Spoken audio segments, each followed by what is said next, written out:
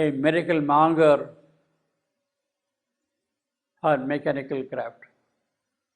Who is the miracle monger? Who is the monger? She, the transcendent wisdom. She is the trader. She is doing all this business here. Out of that, she is working out the miracle.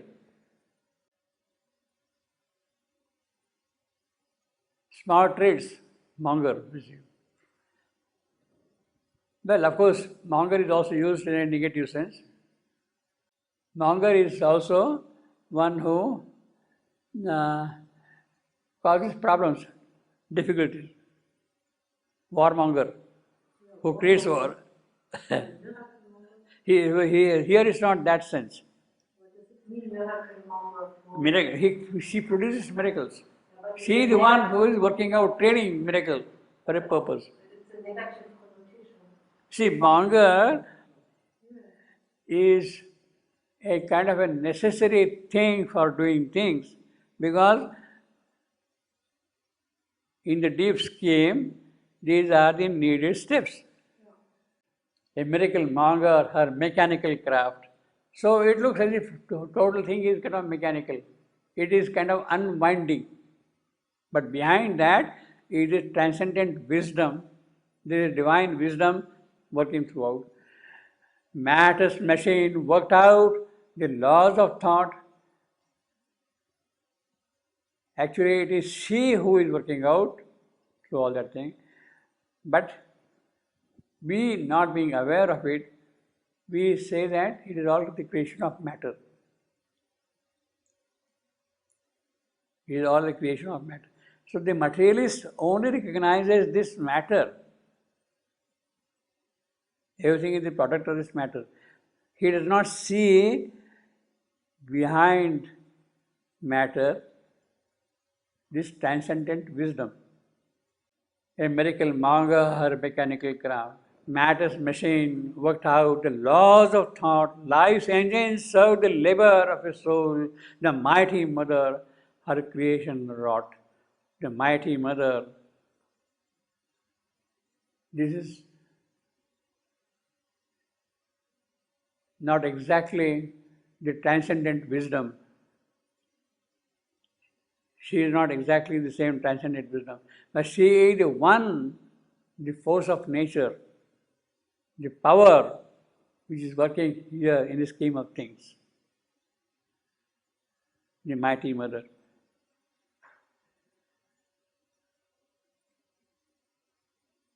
This phrase, mighty mother, appears 15 times in Savitri.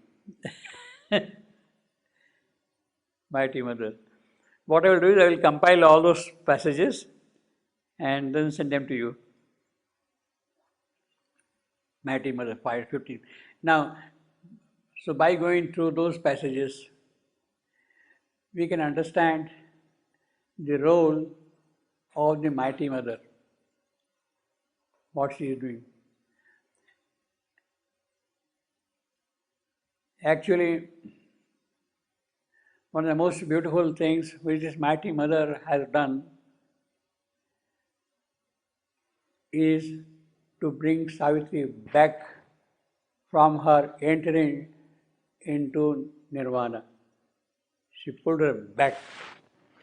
Savitri, you cannot disappear. You have work to do here. You have function to do here. She brings her back, you see. So the necessity, the prompting of this mighty mother for working is important.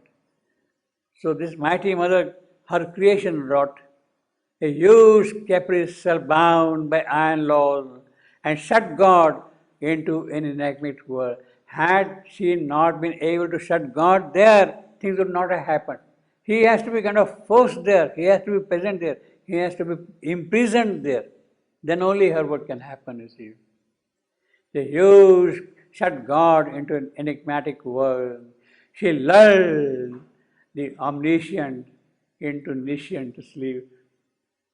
Omnipotence on inertia's back and drove, trod perfectly the divine unconscious steps, the enormous circle of a wonder world.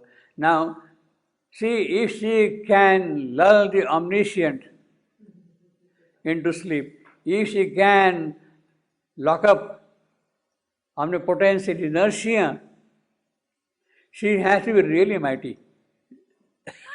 That she can do that kind of a thing. And it is that transcendent wisdom working here in this field who becomes the mighty mother.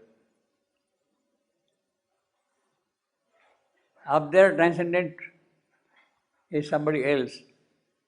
But here, transcendent wisdom, well, okay. But here she has to work out all those things. She becomes the mighty mother.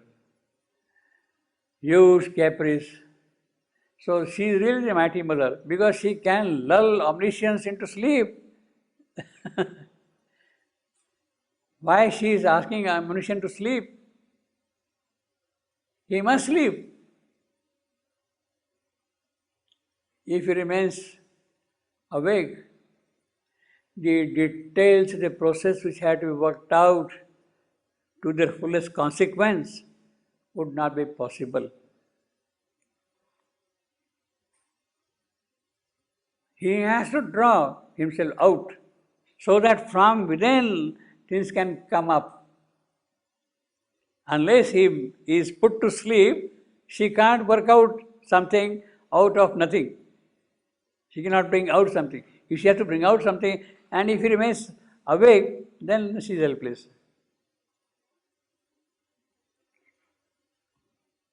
In a way, in a kind of a far-fetched way, if the physical transformation has to proceed, Sribendu has to withdraw so that mother can work fully from within, from below, completely. His presence, in a way of speaking, sort of blocks that thing happening. When he's there, you see, he is always open there, but then nothing is coming out from within, from below. If that has to happen, he has to be a little away so that she can work directly on that.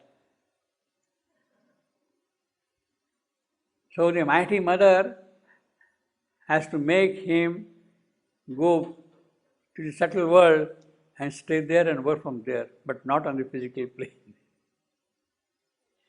That could be the occult necessity of Sribendu's physical withdrawal. If things had to come out from the physical law itself, from the physical nature itself, then she has to work directly there on that. Then only the problem, the issues will be revealed. When he is there, they are not. The omniscient must fall asleep.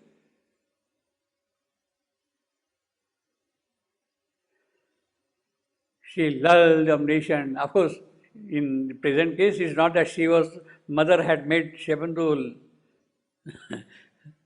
go to sleep. It is his own will. That's the only way by which it can happen. See. In a certain sense, this is sort of anticipated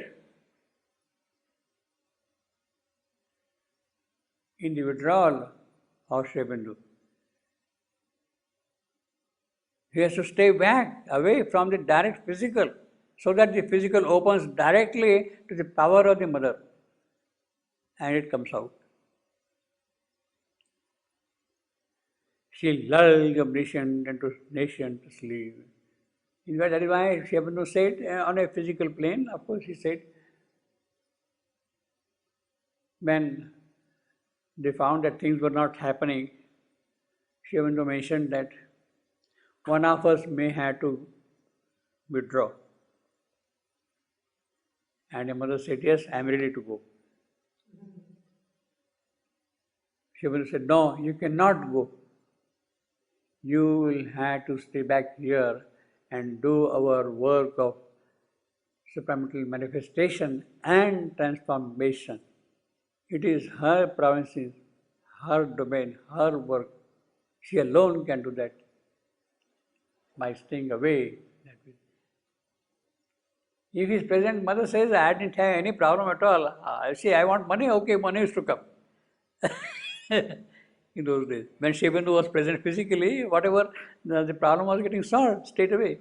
So, in that sense, his presence, so to say, was blocking the opening of the full possibilities of the matter to the Divine Mother's force. And therefore, he had to stay away. Omnipotence on inertia's backseat trot perfectly with divine unconscious stare, the enormous circle of her wonder work,